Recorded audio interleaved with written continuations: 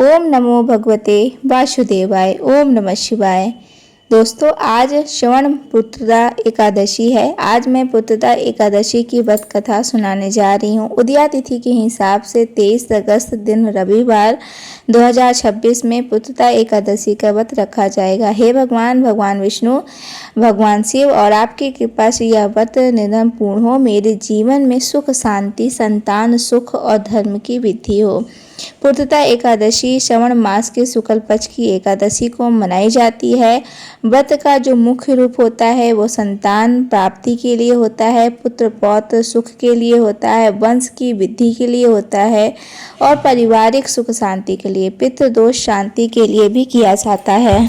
इस दिन भगवान विष्णु की विशेष पूजा की जाती है और साथ ही श्रवण मास होने के कारण भगवान शिव की भी कृपा प्राप्त होती है। व्रत विशेष रूप से निसंतान दंपत्ति के लिए होता है, संतान कष्ट से पीड़ित परिवार के लिए होता है और वंश वृद्धि चाहने वाले भक्त के लिए भी अत्यंत फलदायी होता है। साथ ही एकादशी व्रत भगवान विष्णु को अत्यंत प्रिय है और पुत्रदा एकादशी संतान सुख देने वाली मानी गई है। श्रवण मास में किया गया यह व्रत कई गुना फल देता है। एकादशी के दिन कौन से कार्य और कौन सी पूजा विधि होनी चाहिए? ब्रह्म मुहूर्त में उठना चाहिए, स्नान करें, गंगा जल मिलाकर स्नान करें और स्वच्छ वस्त्र पहनें, व्रत का संकल्प लें और साथ ही अपने गोत्र का भी नाम लें और भगवान विष्णु की कृपा हेतु पुत्रदा एकादशी का व्रत करने जा रही हूँ। साफ चौकी रखें, पीला या सफ़ेद उसमें कपड़ा बिछाएं और भगवान विष्णु की मूर्ति या चित्र रखें। पास में शिवलिंग हो तो श्रेष्ठ है, आप उसकी भी पूजा साथ ही कर सकते हैं। पीले फूल, तुलसी दल, चंदन, धूप, दीप, नवैक फल, मिष्ठान, पंचामृत, जल कलश। भगवान विष्णु को जल अर्पित करें, चंदन पुष्प अर्पित करें, तुलसी दल चढ़ाएं, धूप दीप चढ़ाएं, नैवेद्य अर्पित करें और विष्णु सहस्त्र नाम 108 का नाम जप करें, जैसे कि ओम नमो भगवते वासुदेवाय नाम का जप आप 108 बार कर सकते हैं। अगर हो तो आप रात में भजन कीर्तन या विष्णु नाम का भी जप कर सकते हैं। संतान सुख, पुत्र पौत्र का सुख, वंश वृद्धि, रोग नाश, मानसिक शांति, ग्रह कलेश से मुक्ति और पितृदोष शांति, मोक्ष मार्ग की प्राप्ति होती है। यह व्रत 1000 अश्वमेध यज्ञ के समान फल देता है। जीवन के बड़े कष्ट दूर होते हैं, घर में सुख शांति आती है। साथ ही दोस्तों, व्रत के जो नियम होते हैं, झूठ नहीं बोलना चाहिए, क्रोध नहीं करना चाहिए, आशब्द आप किसी के लिए ना बोलें, तामसिक भोजन ना करें, मांस मंदिरा से दूर रहें, स्त्री पुरुष में भेद ना करें और सत्य बोलना चाहिए, संयम रखना चाहिए, ब्रह्मचर्य का पालन करना चाहिए, भगवान का नाम जप करना चाहिए, दान करना चाहिए और गरीबों की सहायता करना चाहिए। अब आइए हम पुत्रदा एकादशी का व्रत की कथा शुरू करते हैं। प्राचीन काल समय की बात है। भद्रावती नाम की एक अत्यंत सुंदर और समृद्ध नगरी थी। उस नगरी में चारों ओर हरियाली थी, सरोवर थे, पुष्पों की सुगंध से वातावरण महकता रहता था और प्रजा सुख शांति से जीवन व्यतीत करती थी। उसी नगरी पर राजा महिजीत राज्य करते थे। राजा महिजीत धर्मपरायण, सत्यवादी, दयालु और प्रजा शासक थे। वे सदैव न्याय के मार्ग पर चलते थे और कभी भी अधर्म का सहारा नहीं लेते थे। प्रजा उन्हें पिता के समान मानती थी। राज्य में चोरी, हिंसा और अन्याय का नाम तक नहीं था। सब लोग प्रसन्नता से रहते थे। राजा के महल में धन, वैभव, ऐश्वर्य और सुख साधनों की कोई कमी नहीं थी। रानी भी अत्यंत सुंदर और पतिव्रता और धर्मनिष्ठ थी। राजा रानी दोनों ही भगवान विष्णु के परम भक्त थे और नित्य पूजा पाठ, दान पुण्य और यज्ञ हवन करते रहते थे। सब कुछ होने के बाद भी राजा के जीवन में एक बहुत बड़ा दुख था।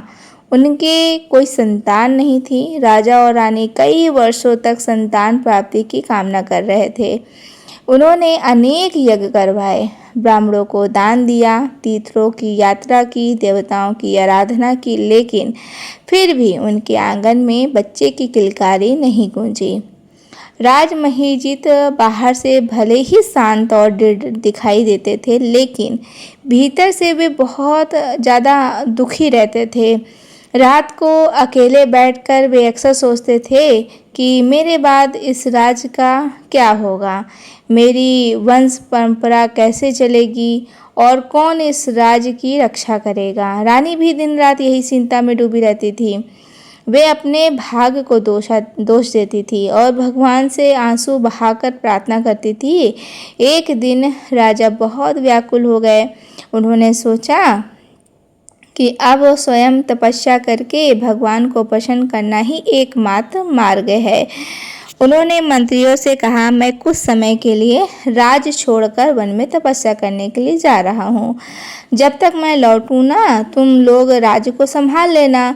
मंत्रियों ने बहुत समझाया, राजा स्वयं वन जाए, परंतु राजा का जो निश्चय था ना, वो अटल था। कुछ ही दिनों में राजा ने साधारण वस्त्र धारण किए और वन की ओर प्रस्थान किए। घना वन, ऊंचे ऊंचे वृक्ष, पक्षियों का कलरव और बहती हुई नदियाँ, इस वातावरण में राजा ने एक पवित्र स्थान पर आश्रम बनाया और कठिन तप करने लगा। वे दिन रात भगवान जी का नाम जप करता था, उपवास रखता था, केवल फूल मूल पर जीवन बिताते और वचन कर्म से प्रवृत्त रहते थे। कई वर्षों तक राजा ने तपस्या की। उनका शरीर दुर्बल हो गया, परंतु मन जो था वो अडिग था। एक दिन जब राजा गहन ध्यान में लीन थे, तभी आकाश से देवताओं का विमान उतरा। इंद्र, वरुण, अग्नि, यम और अन्य देवता वहां प्रकट हुए। देवताओं ने आपस में कहा, यह राजा अत्यंत धर्मात्मा है, इसकी तपस्या से तीनों लोकों में ऊर्जा और संचार होना चाहिए, हमें इसका कल्याण करना चाहिए। देवताओं ने भी राजा के सामने प्रकट होकर कहा, हे राजन, हम तुम्हारी तपस्या से प्रसन्न हैं, जो वर मांगो हम देंगे। राजा ने हाथ जोड़कर कहा, हे देवगण, यदि आप मुझ पर प्रसन्न हैं तो मुझे ऐसा पुत्र दीजिए जो धर्म, सत्य और भक्ति के मार्ग पर चले। देवताओं ने उत्तर दिया, हे राजन, तुम्हारे पूर्व जन्मों के कर्मों के कारण संतान प्राप्ति में बाधा है, परंतु अब एक विशेष व्रत है, यह बाधा दूर हो सकती है। राजा ने विनम्रता से पूछा, वह व्रत कौन सा है, कृपा करके बताइए। देवताओं ने कहा, श्रवण मास की शुक्ल पक्ष की एकादशी को पुत्रदा एकादशी है। जो मनुष्य श्रद्धा से इस व्रत को करता है उसे अवश्य संतान प्राप्त होती है। अच्छा, यह कहकर देवता अंतर्ध्यान हो गए।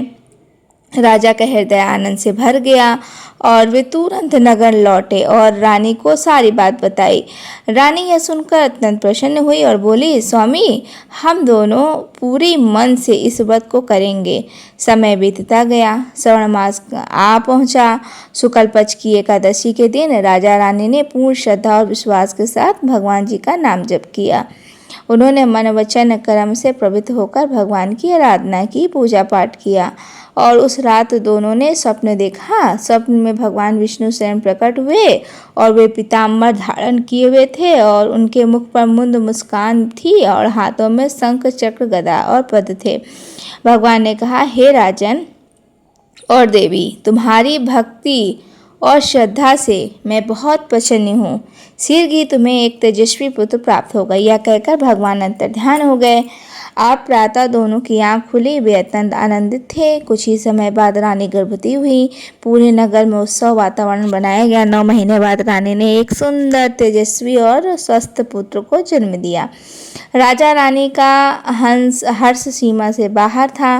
प्रजा ने दीप जलाए, ढोल नगाड़े बाजे और पूरे नगर में उत्साह मना गया। उस पुत्र का नाम रखा गया धर्मवीर। धर्मवीर बचपन से ही विलक्षण था। वह सत्यप्रिय, दयालु और भगवान विष्णु का भक्त था। बड़ा होकर वह योग्य राजा बना और अपने पिता की तरह धर्मपूर्वक राज करने लगा।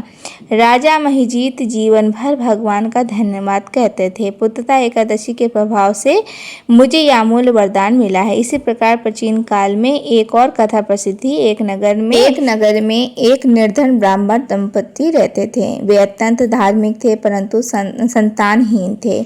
गरीबी और सहनहीनता के कारण वे बहुत दुखी रहते थे। एक दिन ब्राह्मण वन में भटकते हुए एक महर्षि के आश्रम पहुंचे। महर्षि ने उनकी व्यथा सुनी और कहा, श्रवण पुत्रदा, एकादशी का व्रत करो, तुम्हारे कष्ट दूर होंगे।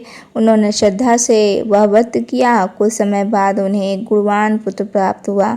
इस प्रकार यह व्रत केवल राजा ही नहीं बल्कि साधारण जनों के लिए भी कल्याणकारी सिद्ध हुआ।